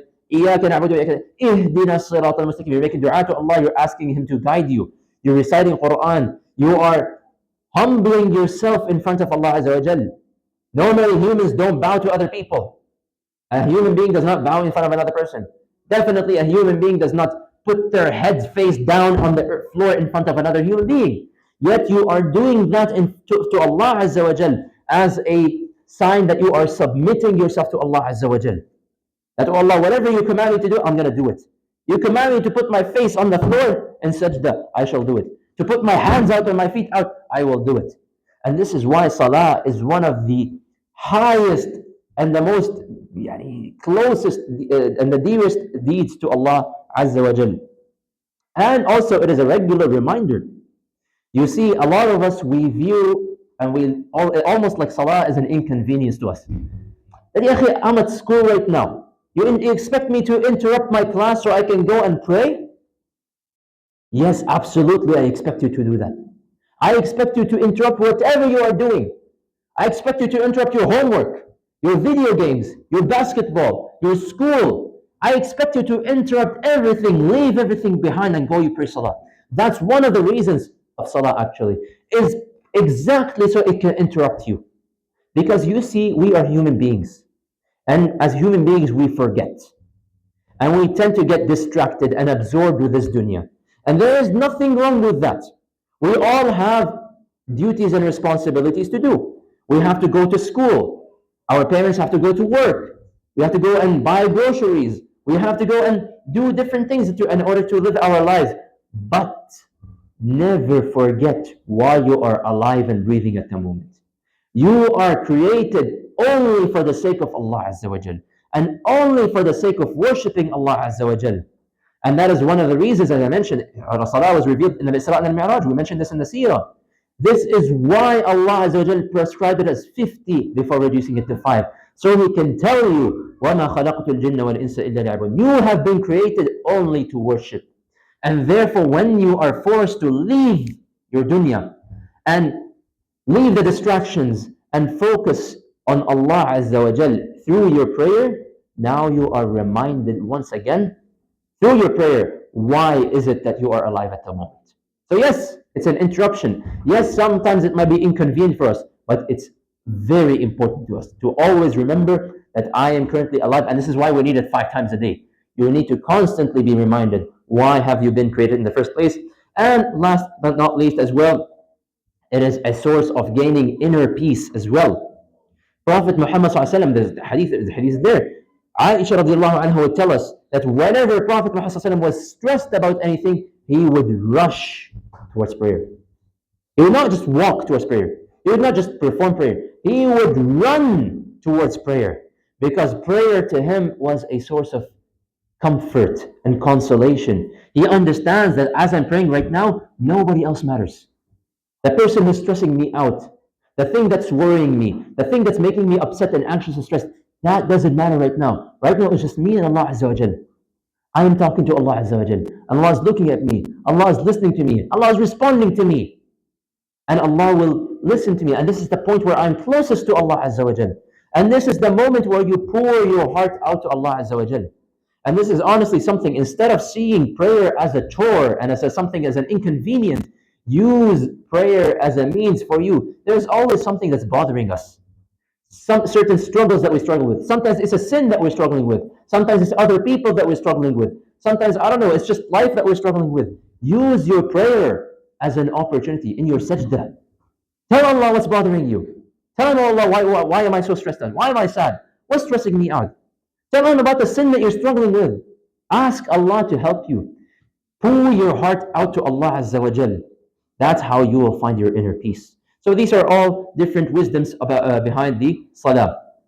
There are also benefits and virtues of salah that we learn through many different ahadith. Prophet Muhammad sallallahu alaihi wasallam, he tells us, this is narrated by Abu Hurairah, الصلوات الخمس والجمعة إلى جمعة كثارات لما بينهن. From one prayer to another prayer, meaning the 5 daily prayers, and also the Jum'ah to another Jum'ah prayer, they remove any sins that are between them. Meaning, subhanAllah, it's as if Allah Azza wa Jal is trying to find any excuse to forgive your sins. SubhanAllah. You just committed a sin. Well, you just made wudu and you prayed dhuhr. Your sins are forgiven. You did some sins between dhuhr and asr prayer. Of course, this is not an invitation for you to go and perform sins. This is rather a consolation for you, and it's meant to provide you with hope. You performed some sins between dhuhr and asr prayer. Then you made wudu and you performed asr. Those sins are forgiven.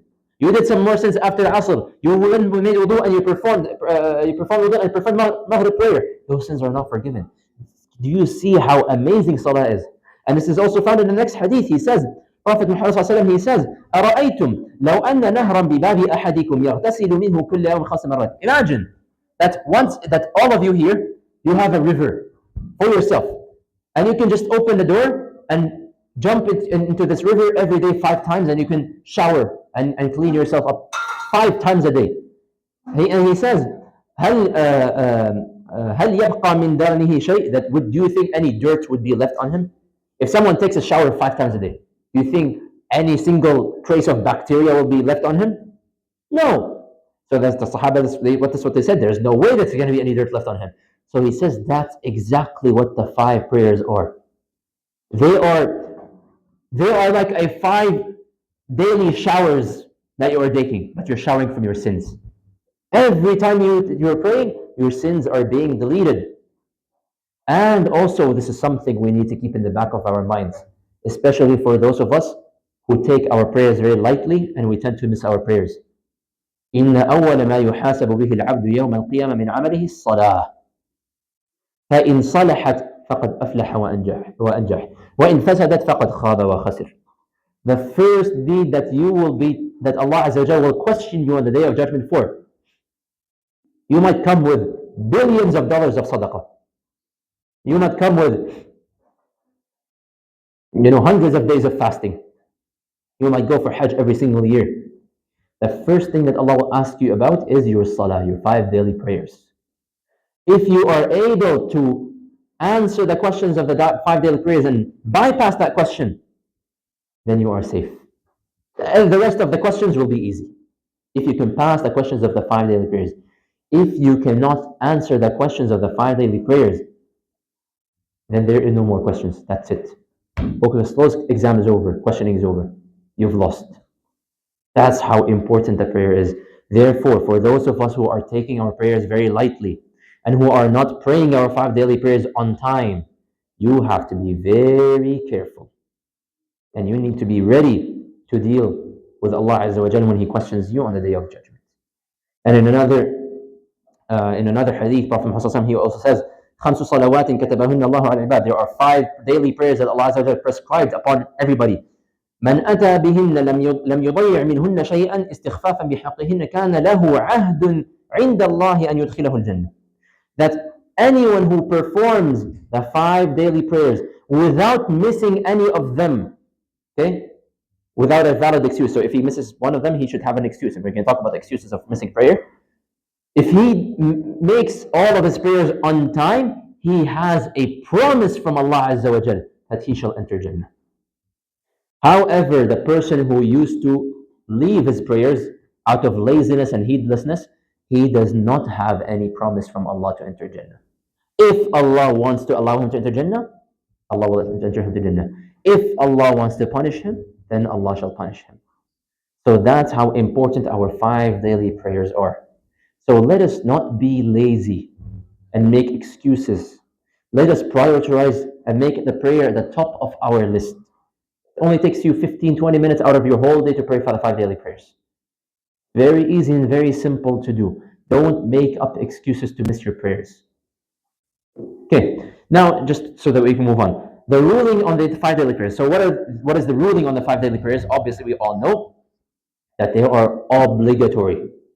They're an obligation. It's a fard upon every single individual, whether they are male or female, as long as they have a healthy mind, they have a sound mind, and as long as they have reached the age of al-ihtilam, puberty.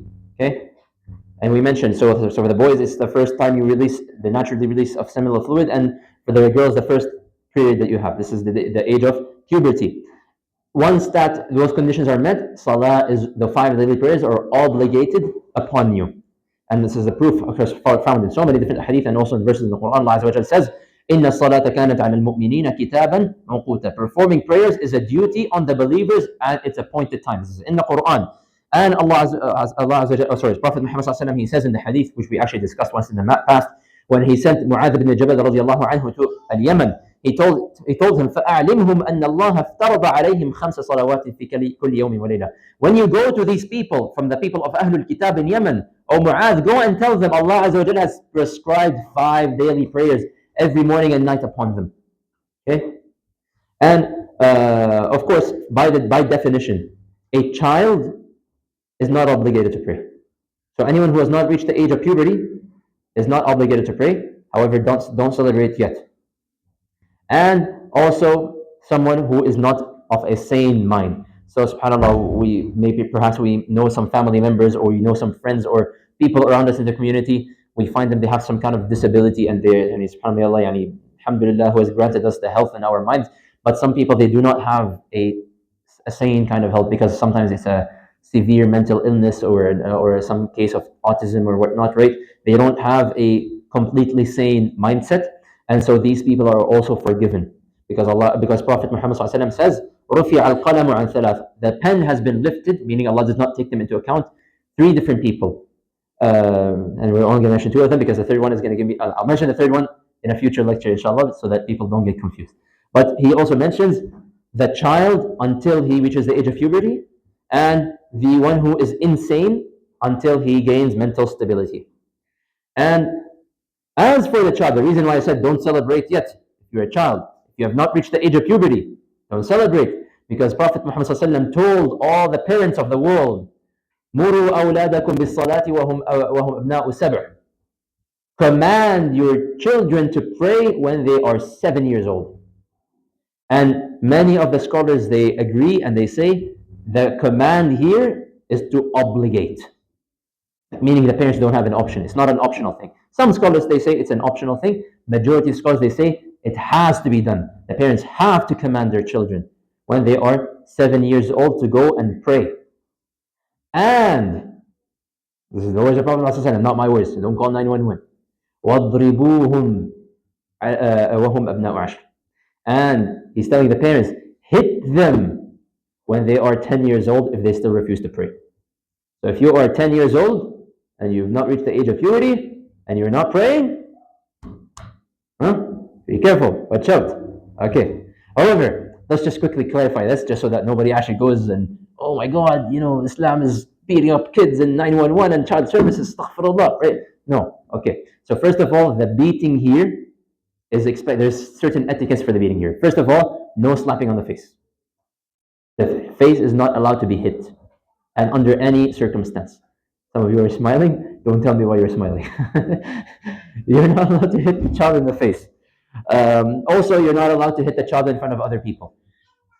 So, if a parent has a child who their child is not praying, they're not allowed to smack them in front of other people so that they don't embarrass them. And they're not allowed to beat them. It's supposed to be a light beating. Just, like maybe a hit in the hand, a hit in the arm, right? A hit in the shoulder. Okay? It's not supposed to, mashallah, like let's not just start, mashallah, throwing hands on them and just beating up this poor child until he's, mashallah, he's bruised and arms are broken and legs are broken. Astaghfirullah. This is not a beating, okay? And this is even generally speaking, anytime that Islam says beat, this is what it says. Light beating for the purpose of discipline. The parent does not beat the child so they can beat them up, okay? The parent beats their child so they can discipline them, to teach them that what you did was something very bad and wrong, okay? So parents are obligated to discipline their child in this manner. Okay, I need to move on, subhanAllah. A person, as for this person who leaves the prayer, and this is now you're in the danger zone, so be careful. The person who leaves the prayer because he doesn't believe that prayer is obligatory, so he tells you, oh, I don't believe that there's actually something called the 5 daily prayers that I need to pray, then this person is no longer a Muslim. This person is a disbeliever because he is now denied Quran, he's denied Sunnah. So someone who leaves the prayer because he doesn't believe it's an obligation, this person has committed kufr. If a person leaves the prayer and does not pray because they're too lazy, or because they're hanging out with their friends, or because they got too much homework on my hands, or because I got school and whatnot, or because whatever, you're just making up any kind of excuse, or out of heedlessness, you don't want to leave your video game, you are now in great danger. Not just a little bit of danger. It's not just, oh, astaghfirullah, and go make up the prayer. You are in big, big danger. To the point where some scholars would count you as a non-Muslim. That's how bad it is. Now, the majority of the scholars, again, this is an issue of difference. Some scholars, they would say, no. This person has done a very bad sin, but he's still a Muslim. Some scholars would say, no. That person is no longer a Muslim, and they need to re-accept Islam if they want to continue. SubhanAllah. So, there's a difference in the matter, okay? There's a difference in the matter. But my point is, whether these scholars are right or these scholars are right, that's not my point. Why would you put yourself in a position where scholars are arguing, are you a kafir or a Muslim? So you need to do your utmost effort in order to safeguard your prayer. So Prophet ﷺ, he even says, بين الرجل وبين الشرك والكفر ترك الصلاة. The difference between a kafir and a Muslim is leaving the prayer. So he's saying the only difference between kafir and Muslim is that Muslim prays, kafir does not pray. Don't put yourself in these hadith. Be very careful. 5 daily prayers. I have to move on to the Seerah, and I know some of us might have questions. I'll take questions after Maghrib prayer, inshallah, just because I have to rush through this next section because Maghrib prayer is coming up very, very soon in like 10, 12 minutes, inshallah. So, anyways, just continuing through the Seerah, inshallah. We talked about the incident of Al-Isra and Al-Mi'raj and the miracles and all the things that he saw up in the heavens, and we mentioned that he is now descended. So after Prophet Muhammad ﷺ descended back in Jerusalem to Bayt al-Maqdis, he took Al-Buraq again, the creature, and he took it back to Mecca. And it is mentioned in the books of Seerah that on the way back he saw a caravan. This was when he was now close to Mecca. He saw a caravan that had they were all sleeping, basically because it's in the middle of the night, and there was a public water container where the people, anyone can go in and drink some water. So he said, I opened the lid and I drank some water and I closed the lid and I continued towards Mecca. And so he arrived at Mecca and it was still night, subhanAllah. He left at night and he arrived back at night.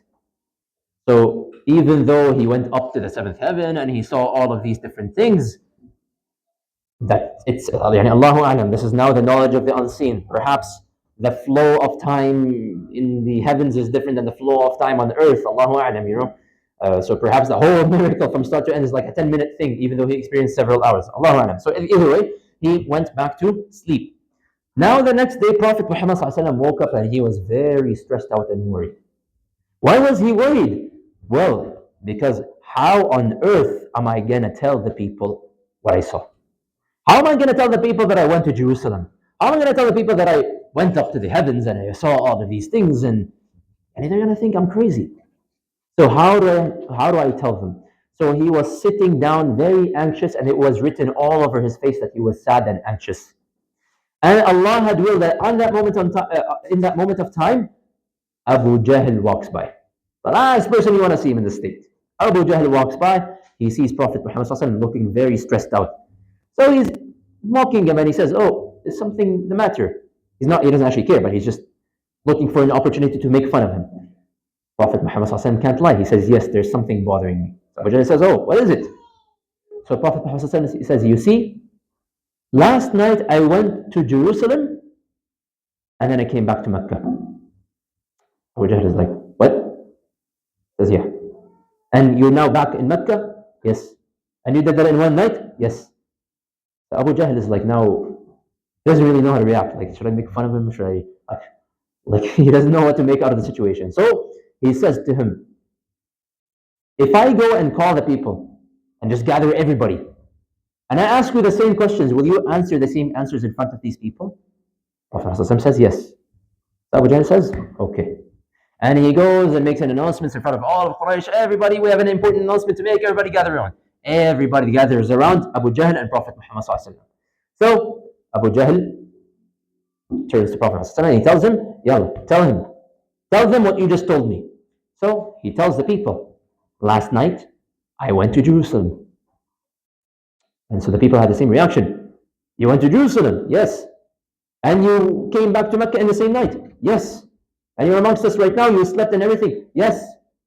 And so the people began reacting differently. Some of them started to laugh. Some of them put their hands on their head like this, like he's gone mad. Some of them started doing clapping their hands like this. Some of them, people thought he was. Some people thought he was crazy. Some people didn't know how to react because they know he's an honest person. So, like, how do we deal with this situation? So, one of the people in the crowd, they asked Prophet Muhammad ﷺ, "I've been to Baytul Maqdis before. Can you describe it to me?" So Prophet Muhammad ﷺ began to describe Baytul Maqdis the way that he remembers it. But subhanAllah, whenever you go and travel somewhere, you're not going to remember every single tiny detail. Okay, like if you go, I don't know, to I don't know. Let's say you went to Mecca or Medina, and you visited the Masjid Nabawi, and I ask you, "Oh, what was the color of that pillar that you were sitting next to in the middle of the masjid?" You're not going to remember. It's a pillar. I remember, okay, the masjid was this, and it was this big, and it had a big green dome and whatnot, right? You're not going to remember all the tiny details. So Prophet Muhammad started freaking out because some details he was not able to remember. But at that moment in time, he saw in the distance Baytul Maqdis being raised up in the air. And he was able to see it, others were not able to see it. And so anytime someone asked him anything about the Bayt al-Maqdis, he would look up and he would see it and he would describe it to them as if he was seeing it because he was seeing it. And so he was able to answer all of their questions. And he says even one more thing. He says, "I got another proof for you. There's a caravan that's about to return back to Mecca right now. Because on my way back, I stopped. They were sleeping. And I went to their water container and I opened it and I drank and I closed it. And they should be arriving to Mecca very soon." And guess what? As they were talking, they hear the news, a caravan just arrived back to Mecca. Abu Jahl and all the others, they go to check it out, and it was exactly the same description as Prophet Muhammad ﷺ described it. However, do you think they believed? They did not believe. Because that's what arrogance does to a person. You will make any excuse to deny the truth, even though it is presented right in front of you. So they said, this person is a magician, he is a sorcerer.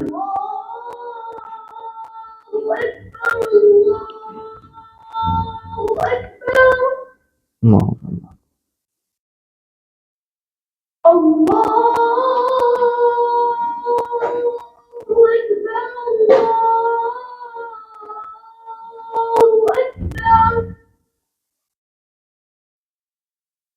أشهد أن لا إله إلا الله